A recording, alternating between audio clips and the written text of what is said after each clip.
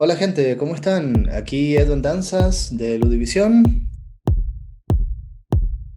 Estoy aquí junto a Gerardo en un nuevo podcast. En esta ocasión vamos a tratar un tema que esperemos que sea interesante también para ustedes. Para nosotros está siendo muy interesante.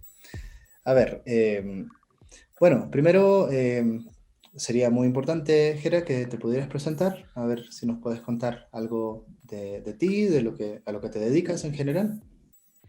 Hola, ¿qué tal? Mi nombre es Sergio García, Gerardo, bueno, de ahí me conocen como Gera.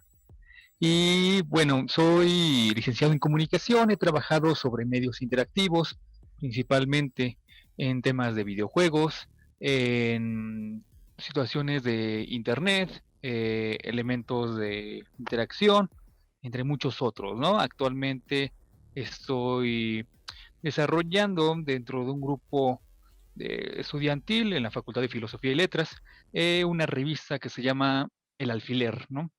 Donde se expresan de forma cultural algunos ensayos, poemas dentro de la misma comunidad estudiantil que quiere compartir.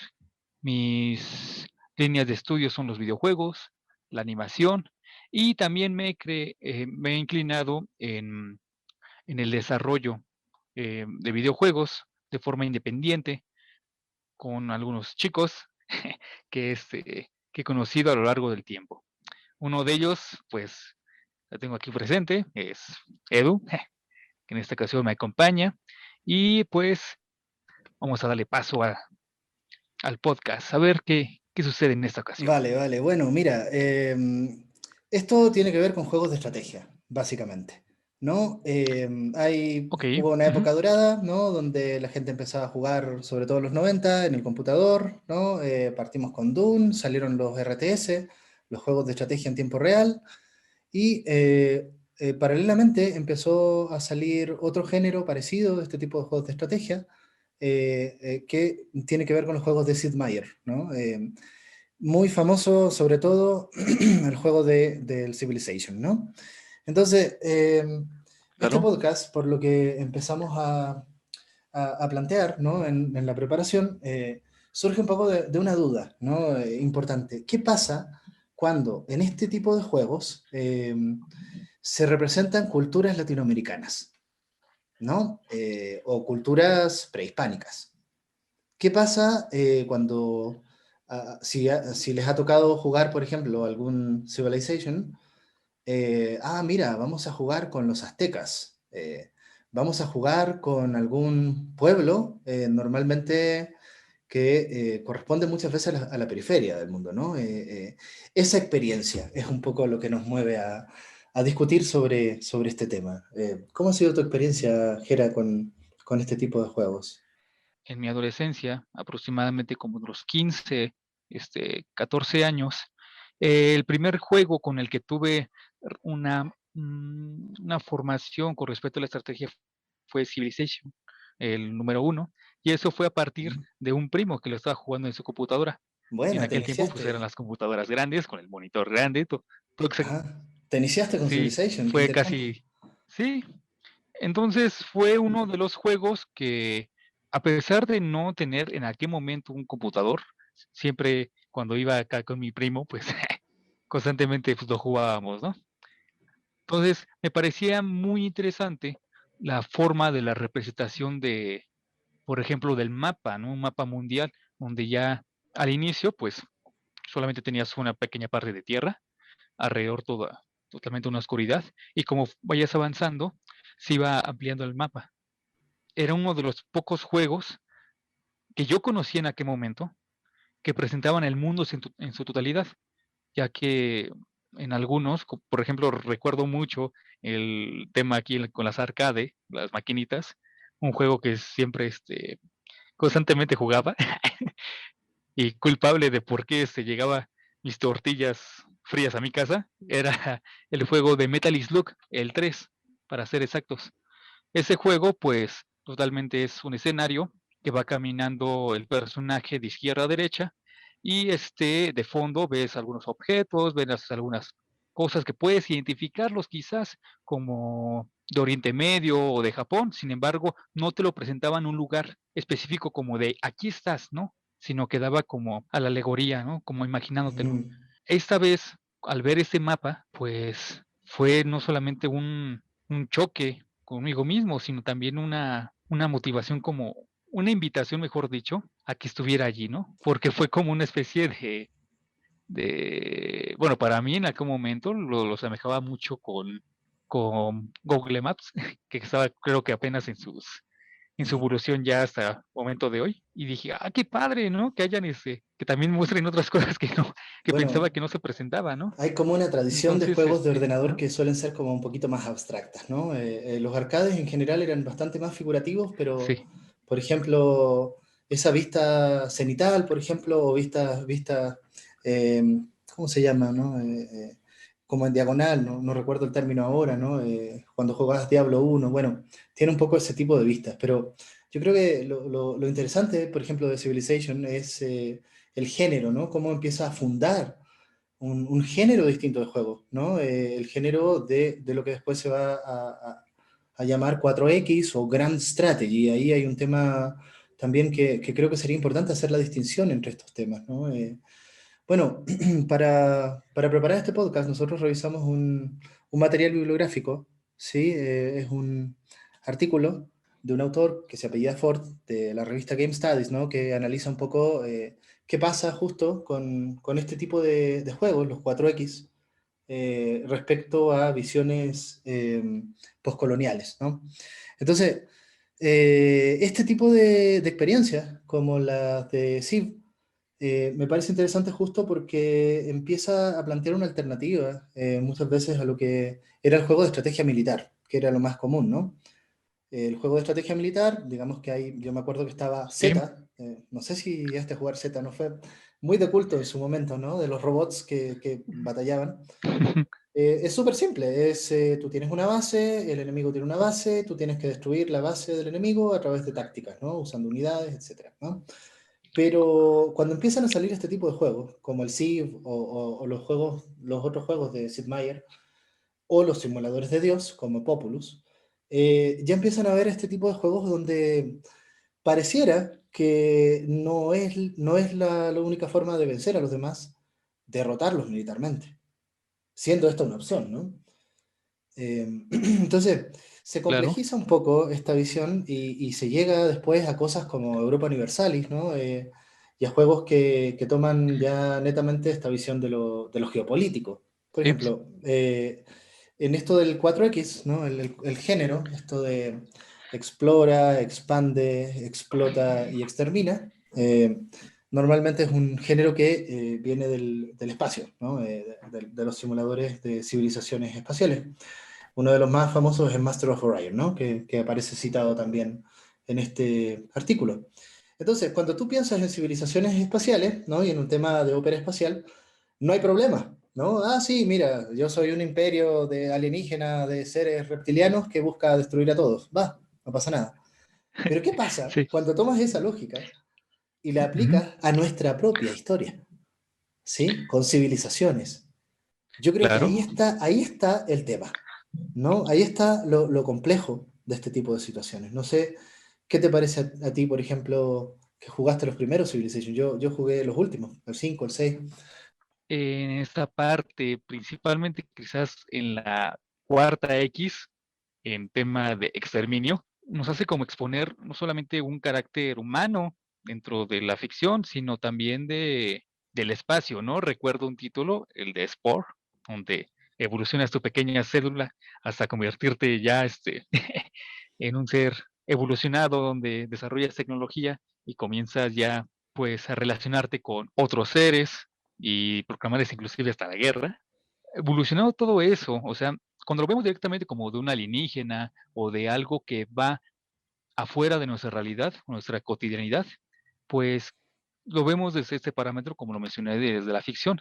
Sin embargo, cuando tiene esas tipo de características más cercanas, más fácil de identificar porque estamos inversas y nos han constituido como individuos dentro de la formación cultural, pues sí, nos hace más interesantes, ¿no? Más interesantes porque no solamente tenemos conexión de divertir, de pasar un rato, de entretenimiento, sino de esa parte, de esa diferenciación de entender e interactuar con el mundo. Recuerdo esta parte de Age of Empires, en la versión Conquerors, de conquistas, donde presentan unas campañas dentro de dentro aquí de México, y hacen una representación de la cultura mexica, ¿no? También, bueno, también denomina azteca, ¿no? Aunque mexica y Eso, azteca tienen un ahí, poco ahí ahí hay un parámetros, tema. pero aquí Ahí hay un tema. Te apuesto que le llamaban azteca, ¿no? No mexica, azteca, aztecas, ¿no? Los aztecas. aztecas. Y sí, lo Así, llamaban en el juego como tal, los denominaban aztecas, aunque dentro ya si nos metemos un poco el tema académico, de investigación antropológica y otras circunstancias inclusive hasta sociales, dentro de aquella época, los denominaban mexicas, porque dentro de su grupo social, dentro de su fundación, tenían una deidad principal que era Huitzilopochtli, en la que también lo denominaban como Meshi. Meshi, en esta parte, era una de las deidades principales dentro de su cultura, a tal grado de que le pusieron monumentos, le hacían fechas dedicadas totalmente a él, hacían relaciones con otras culturas aledañas, a grupos sociales con respecto a él. Es un poco de la deformación dentro del conocimiento de identificar una cultura con un nombre, cuando por sí mismos se denominaban con otro nombre. Por ejemplo, aquí con la llegada de Cortés, al hacer una especie de registro de todo lo que había aquí, aquí en el Nuevo Mundo, encontraron un lugar donde le llamaban directamente Huitzilopochtli. A él, al no saber el idioma, ni mucho menos escribirlo, porque pues, eran las primeras veces que lo escuchaba, en su registro lo puso en una deformación desde su lenguaje, que curiosamente esa palabra no existe, pero ahora la conocemos como tal, que es churubusco. Es algo muy curioso que churubusco se derive de Huitzilopochtli. mira tú. Entonces, esa deformación que ha tenido desde aquella época hasta la actualidad mantiene algo muy sobresaliente de que hasta qué punto sabemos de la cultura y hasta qué punto la conocemos. A En esta ver, parte de los videojuegos, por ejemplo, todo esto ¿sí? que estás mencionando, no importa. Perdona que te lo plantee así. No está. No está. Está absolutamente omitido. ¿Sí? Esto de, por ejemplo, me parece muy Claro, básico el tema de lo mexica. No, son los aztecas, así se conocen ustedes afuera, ¿no? Y estos juegos los hacen desde los países centrales en general, ¿no? Y sobre todo en los primeros. Y se ve, por ejemplo, mucho en la evolución de los videojuegos, ¿no? Yo puedo tomar, por ejemplo, otro ejemplo, la saga Total War. Si tú comparas Medieval Total War 1 con Medieval Total War 2, en el 1, la facción de los árabes en España y en el norte, digamos, de África, se llaman los moros. Pero en el 2 no se llaman así, porque después se dieron cuenta que, a ver, espérame, los españoles le llamaban moros a ellos. Sí, ellos no se llamaban así. Fíjate que ha ido evolucionando un poco esto. Yo lo veo en este tipo de sagas, ¿no? Por ejemplo, en el Roma Total War, que lo estoy jugando en estos momentos, ¿no? Yo jugué Roma 1, ahora estoy jugando Roma 2. Los nombres genéricos, ¿no? Los escitas. Por supuesto que son puros nombres que los romanos llamaban a ese pueblo los escitas, pero ahora momento que ahora sí están identificadas todas las tribus, digamos, balcánicas con sus distintos nombres. Hay como una presión por complejizar claro. ese tema, ¿no? Pero a ver, justo me parece muy importante plantear la diferencia entre los juegos 4X y los Grand Strategy. Dentro de esta línea de juegos Ujú, de estrategia, me parece que esa distinción es muy importante. Por ejemplo, Civilization, Master of Orions y todos estos juegos de imperios galácticos como Galactic Civilizations son 4X, ¿sí? Tienen esta lógica y es muy, muy clara la lógica de explora, expande tu territorio, sí, explota y extermina. O esta última parte del exterminio, en algunos casos es haz una conquista cultural, haz una victoria claro. económica, pero sea como sea, tú tienes que hegemonizar. Hegemonizas por las buenas culturalmente o hegemonizas por las malas, conquistando a todos, ¿no? Eso es un Sí. 4X, básicamente, ¿no? Y hay muchos juegos que se centran en ese tipo de dinámica. Ahora, cuando tú piensas, por ejemplo, en Europa Universalis, que me parece muy interesante, y creo que fue el primer juego que yo descubrí en donde tú no se te pide ser el rey del mundo, básicamente, ¿no?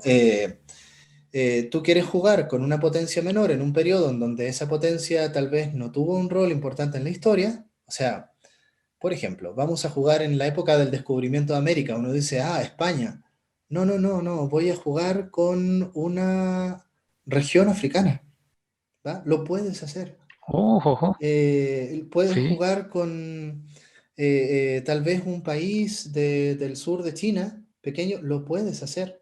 Y aquí lo interesante no es conquistar el mundo, es cómo puedes llevar ese país a su máxima expresión y creo que esta tendencia, por ejemplo, en Stellaris, que es un juego también muy, muy bueno, yo recomiendo mucho ese, lleva eso a lo galáctico. ujú, Puedes jugar con una, aquí tampoco, se supone que puedes tener como una primacía en distintas cosas, pero aquí esto está hecho como un poco para rolear. Digamos que tú eres un imperio de plantas pacifistas, pero al mismo tiempo autocrático, ¿no? Eso es muy Stellaris, este tipo de lógica sí. que te estoy dando. Y el mismo juego de partida te dice, a ver, ¿quieres que pongamos a un vecino súper avanzado al lado tuyo? Te lo dice al principio del juego, en la configuración.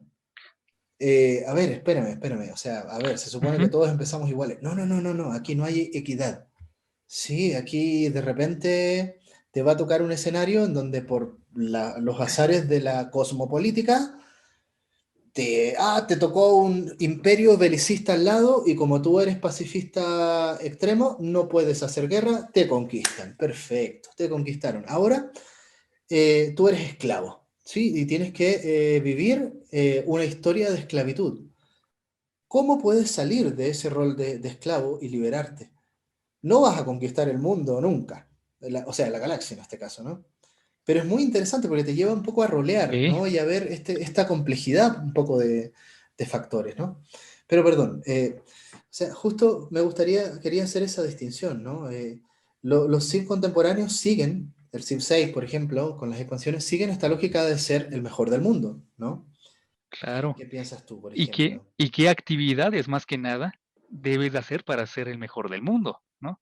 Porque la meta está determinada, pero ¿qué debes de hacer? Conquistar, aumentar riquezas, expandirte, de forma Ajá. territorial. 4X. ¿Qué cosas, no? ¿No? 4X, Claro. básicamente, ahí está la estructura. Ahora la cuestión es como, no sé si te pasó a ti, esto de, a ver, ¿te dieron ganas de jugar con los aztecas y ir a conquistar para el otro lado, digamos, a los que sea que estén en el otro territorio? Sí. O Eso sea, fue porque interesante, ¿no? sí, porque interesante, porque buscaba de alguna forma un transporte que me llevara, entonces se me hacía un poco difícil. Entonces, buscaba ahí la oportunidad. Y fue interesante porque no solamente demostraba, la visualización que tenemos con el mundo, sino con nosotros mismos, ¿no?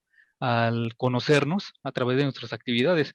En este caso, ¿qué era lo que nos orillaba a llevar una comunidad de un punto a otro, y con qué fin desarrolla tecnología, conquista cultural, no sé, aumentar el territorio conquistado.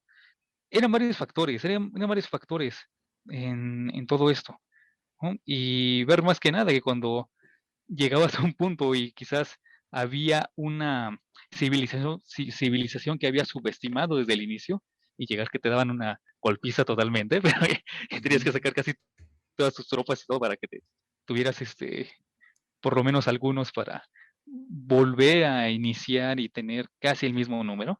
Era una forma también como de experiencia no solamente cuestión del mundo real, de lo que tenemos como entendido como la historia, nuestra formación desde el pasado, sino un escenario hipotético de qué hubiera pasado si, o qué hubiera pasado si no hubiera pasado esto y así, ¿no? Pero Tanto sí, fíjate tal vez no. que en esos escenarios de qué hubiera pasado, por ejemplo, y eso es lo que de alguna manera está criticando Ford, ¿no? El autor. Ujú. A ver, ¿qué hubiese pasado si fueran los aztecas los que conquistaron a Francia? ¿No? Oh, Pero a ver, esa pregunta es una pregunta bien limitada porque el único modo de ganar aquí es ser imperialista. ¿Sí? Y ahí claro. está la gran crítica de este autor, o sea, imperialista blando o imperialista duro. Imperialista ganando, teniendo hegemonía tecnológica, hegemonía cultural, o matándolos a todos, básicamente, ¿no? Entonces, o siendo el elegido, digamos, por no sé cuánto tiempo, Sí. líder de las Naciones Unidas, ¿no? Que es la victoria diplomática. Entonces, el determinismo tecnológico, por ejemplo, ¿no? Y fíjate que el autor aquí como que se centra en Civilization 5, que salió hace como 6 7 años, si no tengo mala memoria.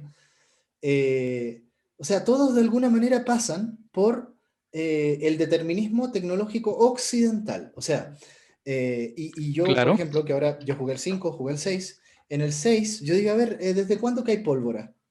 Desde el Renacimiento. Ujú. O sea, están, a ver, fines de la época medieval, principios del Renacimiento, hay pólvora, ¿sí? Vale, Sí. esa es la visión occidental. Los chinos tenían pólvora desde hace mucho, mucho tiempo, ¿no? Entonces, Sí. todos pasan por ese tema. Y lo mismo, o sea, imagínate, lo que encuentro interesante, si es el giro de Civilization 5 a Civilization 6. Hay dos cosas que me gustaría señalar ahí. Primero, aunque hay un determinismo en términos de las épocas, de edad antigua, edad clásica, edad medieval, renacimiento, y todos van a pasar por la misma secuencia, llegando hasta la era atómica y la era de la información, sobre todo en la expansión del 6 introducen una mecánica muy interesante, que son las edades oscuras, las edades normales, las edades de oro y las edades épicas, ¿sí? Y eso tiene que ver con Sí. cuántas hazañas realizas, por ejemplo, en una edad. Entonces, ¿qué pasa? Que puede que tu civilización, por cómo se fue desarrollando, en la época medieval, que para el occidente fue una época oscura, sea una época dorada para ti, ¿no? Entonces, claro, es la época medieval con Ujú. esas tecnologías, pero para ti tienes muchos bonus porque para ti es una época que va a tener una cierta ventaja, ¿no? Entonces, tú piensas, por ejemplo, en el Claro. Renacimiento islámico del siglo X después de Cristo. Cuando Europa estaba en el medioevo, todos los países del Islam con la expansión árabe estaban bastante más desarrollados, ¿no? Y yo planteo un poco ese tema del renacimiento árabe, que fue anterior al renacimiento europeo. Entonces, de alguna manera el 6 tiene esa mecánica que permite eso, ¿no? Y lo segundo que quiero plantear del 6 que me parece extraordinario, es la victoria religiosa. En el 6 ponen esa nueva forma de victoria, está la victoria religiosa. Sí, o sea, me parece súper interesante porque del 5 y no sé cómo serán los primeros, a ver si lo puedes recordar, pero la religión en el Renacimiento había muchos sistemas que te permitían transformar fe en ciencia y cultura, ¿no? Entonces la Claro. religión estaba por ahí, pero cada vez era menos importante y no había forma de ganar el juego con la religión. Pero en el 6 sí, en el 6 sí, tú puedes tener una victoria religiosa teniendo tu religión expandida por un porcentaje de ciudades, por ejemplo, ¿no? ¿A qué alude eso? Claro. ¿Y qué tal la visión del Mm. Islam en la actualidad? Sí, sí, sí. Porque, bueno, en el tema del juego y de la religión, pues es bastante importante porque no solamente es una comprensión dentro, como lo mencionabas, de creación tecnológica, sino también inclusive de relación dentro de tus personajes, ¿no? En este caso, si tenía suficiente poder la religión, o de plano el ejército, o el ejército estaba a cargo de la religión, o de plano tenía como una relación, este, pues, entre amor y odio dentro de tu grupo. Sin embargo, en esta parte del 6 que es bastante importante porque esa esa proyección realista de la imposición de algo hacia otra cultura, no solamente en el juego, sino en la realidad, es bastante fuerte porque Por un lado, tenemos nuestro contexto histórico en que nos ha formado y lo hemos entendido y nos ha mantenido, ¿no? Nuestra cultura como tal.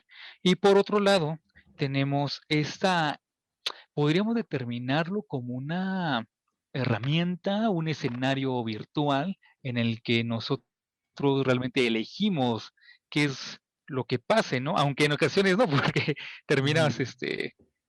no sé, otro grupo cultural viene, te invade, o tienes una relación que no te esperabas, ¿no? Y puede ser que te beneficie o inclusive que te limite en varias cosas.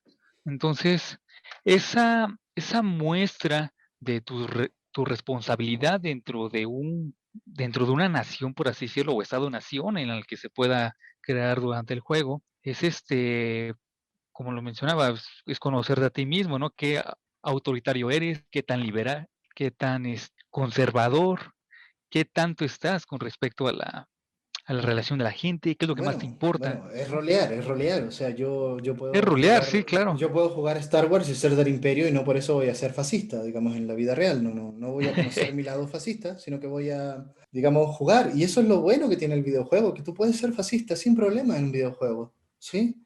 Puedes ser un dictador Sí, despótico y violento, y ahí está, y tienes ese escenario. Ahora, ¿cuál es la fantasía, de alguna manera, que esta fantasía de conquistar a los europeos siendo los aztecas, ¿no? A mí me llama mucho la atención, ¿no? En un momento, este autor, ¿no? Plantea, citando a alguien, esto de, mira, en Civilization, ¿cómo lo dice? Cualquier civilización puede llegar a ser Estados Unidos. Me parece notable. Creo que se trata precisamente de eso. ¿No? Cualquier civilización puede llegar a ser Estados Unidos.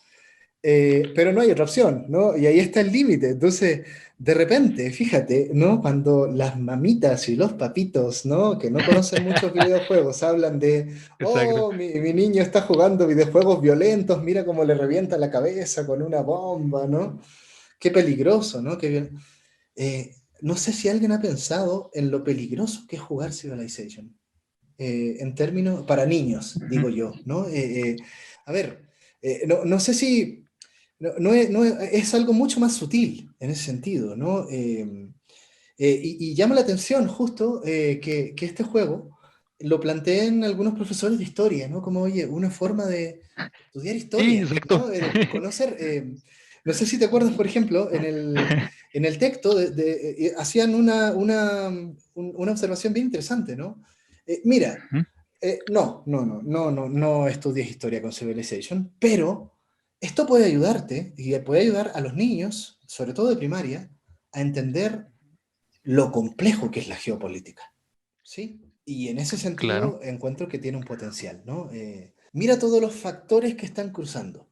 La economía, que la cultura, que la religión, que la tecnología, que la política, que las relaciones internacionales, que la geografía, ciertamente.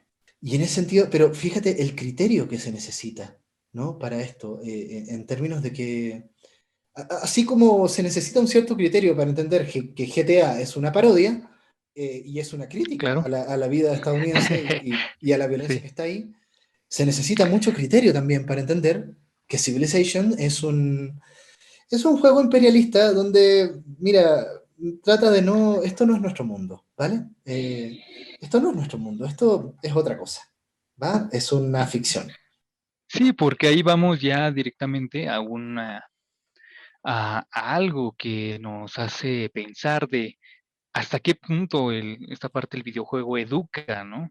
Yo por Ujú. mi parte considero que así directamente que todos los videojuegos educan, sin embargo, definir esa parte de educación en que, o sea, por ejemplo, ¿no? En Mario Bros. Tú vas caminando, viene un Goomba y te mata. Te acaba de educar que que ese pequeño monstruito cafecito y pequeño te puede matar, ¿no? Sin embargo, ¿qué educación realmente es la que puedes sacar aparte de la pantalla y exponerla en tu vida cotidiana, ¿no?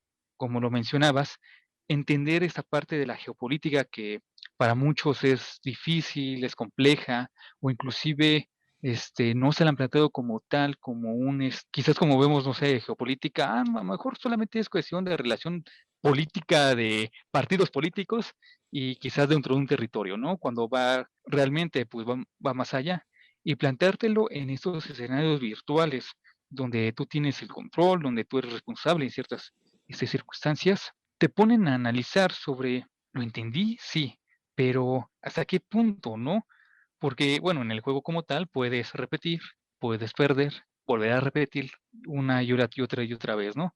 Esa retroalimentación de prueba y error que tienes, ¿no? Ahora, por ejemplo, para ir ya cerrando el podcast, ¿no?